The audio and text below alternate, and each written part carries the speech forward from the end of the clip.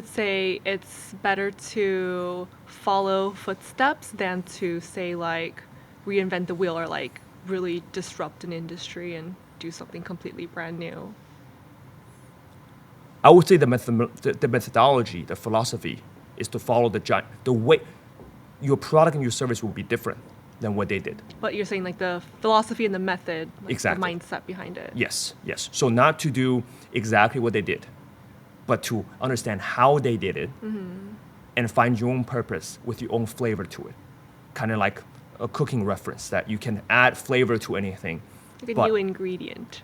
Yes, but an egg is an egg, right? Gordon Ramsay cooks it, it's a little bit different, that type of thing. Or we had this platform for a long time until Joe Rogan Experience takes over. It doesn't become mainstream. But then at a certain point, he sways selections, right? So things like that. Then you sort of you play your own spin to it. Yeah. Your purpose, your why. So I think three things. First, principle thinking. Look at why your business will exist from a margin perspective, a revenue perspective, a cost perspective. Second, understanding other giants from the past, the greats from the past, how they've done it. Are there anything translatable to your cases? There generally are, just different type of business, different things. Third, most important thing is your why, your own purpose. Why do you want to wake up and do that every day? Yeah. Does that speak to you? Is the day, I typically talk about how you spend your days, how you spend your life. Yeah. Do you just want to spend most of your days reading? If you don't want to do that, you can be a great investor. But if you want to spend most of your days working with your hands, designing things, or building a Model 3 at the factory in Fremont, those Elon days, early days building Tesla. If you want to spend most of your days looking at look at literal rockets, and then figure out different components, how can I innovate this industry? That's great, that's his passion. And Steve Jobs wanted to design something that's beautiful, and he talked about Apple want to be on the cross section between technology and the liberal arts to express his love towards our species. That was his original words, right? To design something that's usable, that's UX very friendly and slick hardware, then that's your passion. Like, find the purpose and the why. Yeah. That we're all meant to do something, but other people think it doesn't have to be your thing. You just have to speak to you and how you spend your days and how you spend your hours.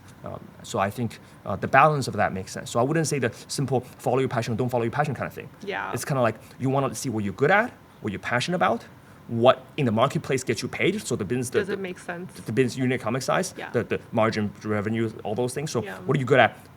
What the market needs, and then what are you passionate about? What do you Yeah. like? All those three things combined. Technically, I want to be a general manager of the Los Angeles Lakers. Okay, well, how do you get there? But could I be the starting point guard for Los Angeles Lakers? Probably not, right? Because even though you're passionate about it, but maybe I can do that on 2K, but not in real life. So that just, you have to sort of dissect that and then find a way to do it.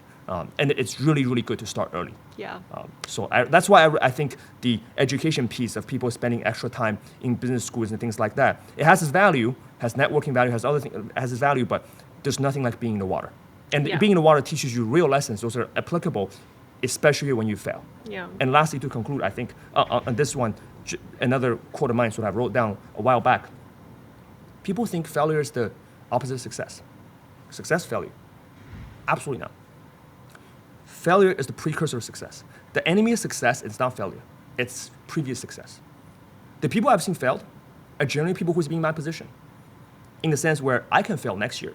I can now have a company 10 years from now because I had previous success. Then you get arrogant, you become hubris, you think everything you do is correct, you have nobody to hedge you, you surround yourself with all yes people, and they tell you all the right things. That's extremely dangerous. Nobody excludes from that, even like Elon himself or whoever else.